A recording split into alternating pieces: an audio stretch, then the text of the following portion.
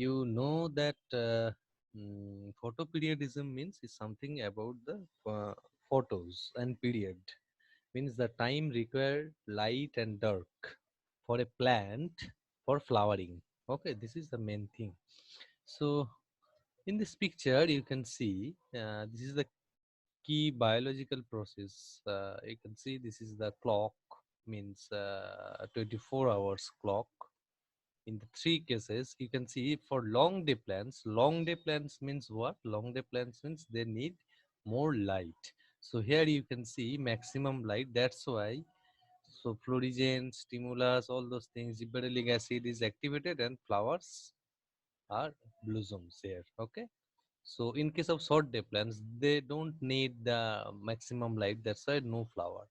So in case of here in this situation, if you say suppose long day plants, they need maximum light, but here during the late fall, here maximum is the dark condition. So that's why there is no flowering in the long day plants, because they need maximum light. But in case of short day plants, you can see here, so they need less light.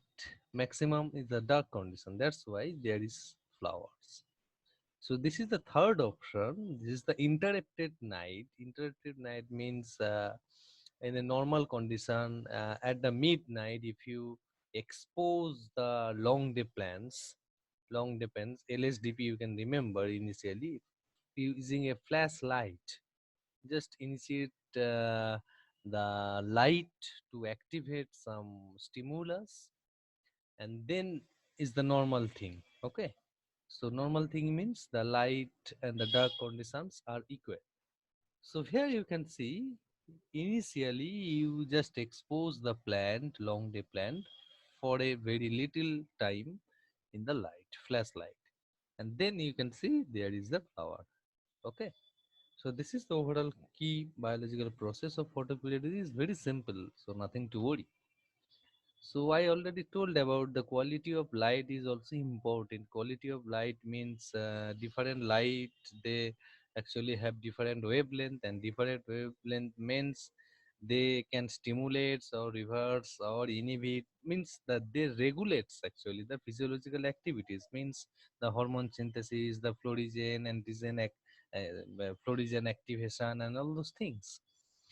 So here the observation of some pigment of leaf which must be photo reversible. Photo reversible means a system that can exist in two forms and can be changed from one to the other by a appropriate influence of light. Okay, so this observation means the photoperiodic observation. Several experiments indicate that light is absorbed by a photoreversible pigment. This is very important for MCQ. Photoreversible pigment. That photoreversible means is a form that can be changed from one state to another state. So phytochrome, don't forget the term. Phytochrome is a photoreversible pigment which can change the plant physiological pathway.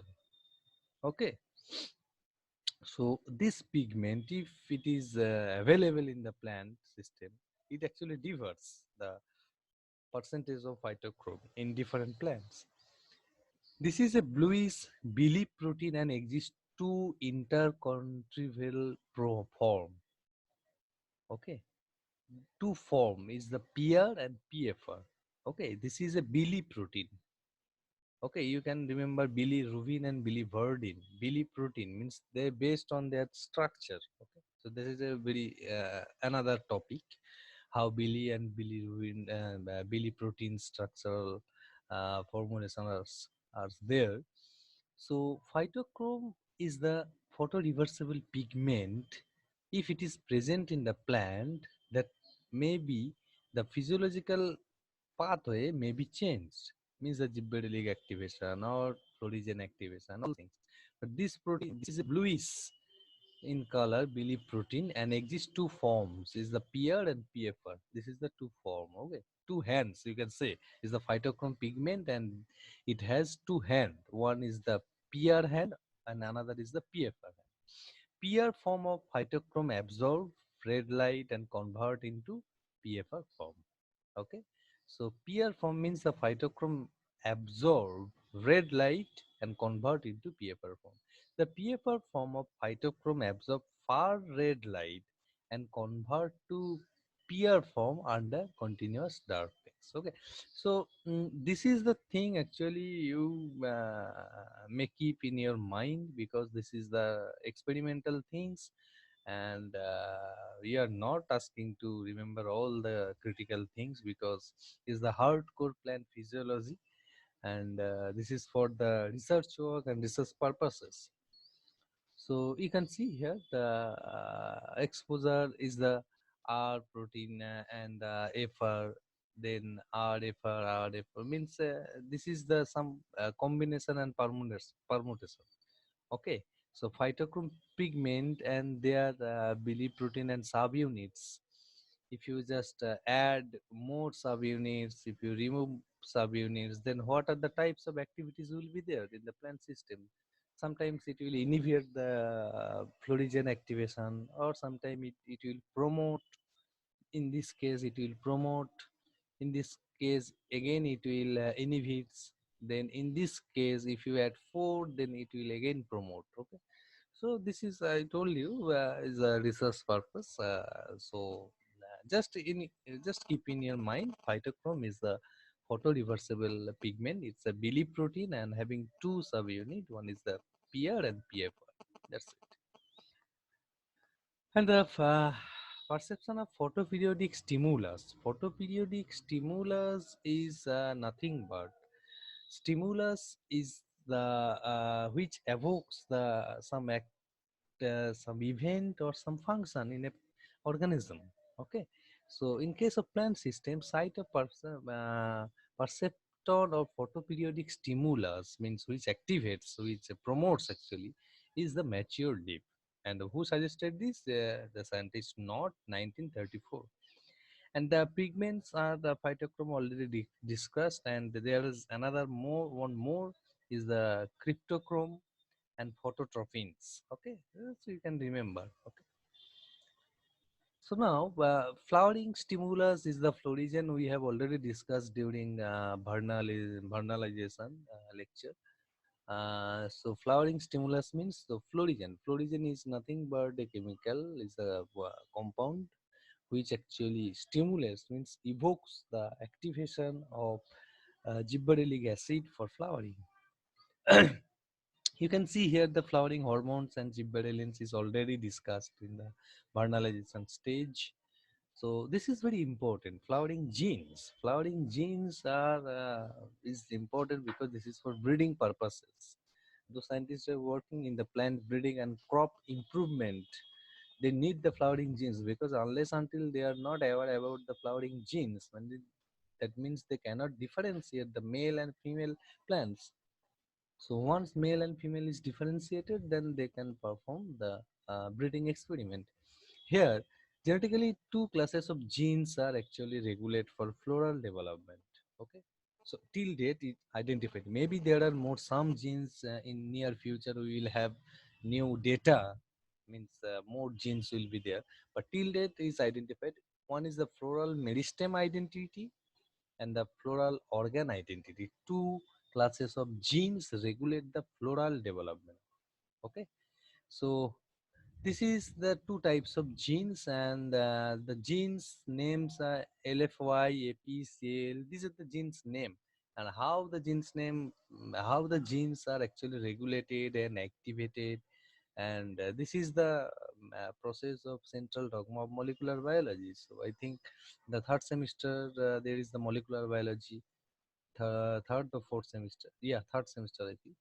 So you can no, with the fourth semester molecular biology, you can there understand in better in detail how the gene regulation, up regulation, down regulation, all those things are happening. Only just remember LFY, AP, and CAL.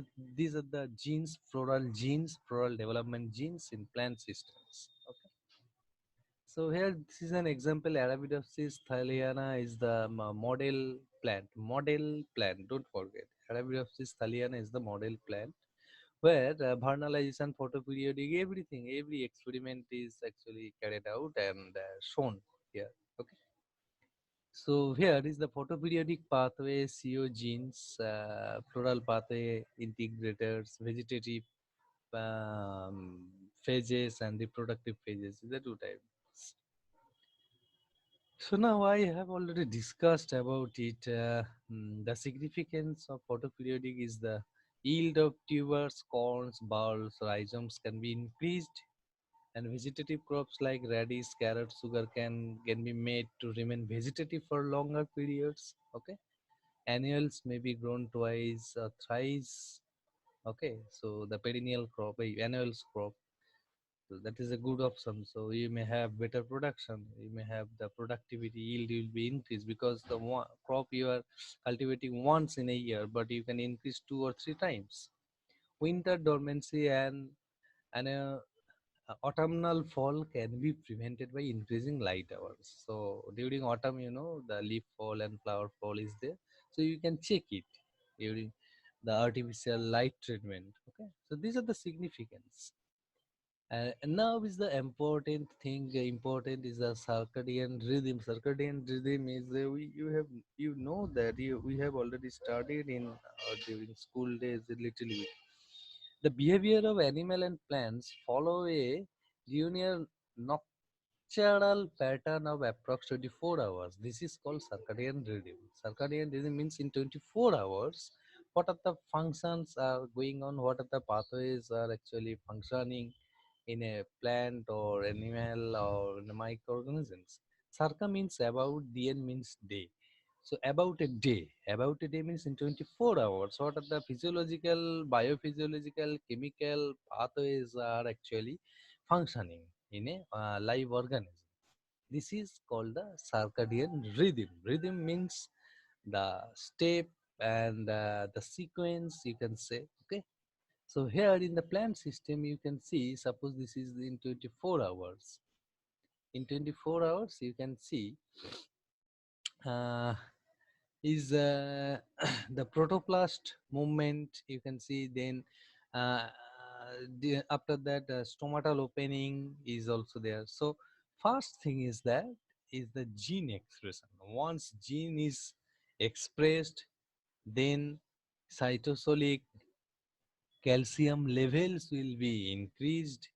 So that means water absorption will be there, then protein, um, sorry, then protein phosphorylation is also there. This is a one pathway, is describing one pathway. Then protoplast movement, stomatal opening, hypocotyle length, cotyledon leaf movement, petal opening, then flowering. This is the floral pathway. Floral development pathway is actually shown here. Likewise, maybe photosynthesis pathway we can see, maybe in animal system also respiratory, and in plants also transpiration pathway. So from hours 0 hours to 24 hours, what are the activities are actually one by one. You can remember in the cell cycle we can say G0, G1, then S phase, G2, then M phase. So in 24 hours, what is the time period for one cell cycle period, one cell cycle stages? So likewise, there is also the floral movement is shown. In case of transpiration also is an example. Photosynthesis is an example. In case of animal, respiration is example. Means the physiological activities. Okay, in 24 hours, one by one, step by step. This is called the circadian rhythm. Hope you understand. Stay well. Thank you for watching.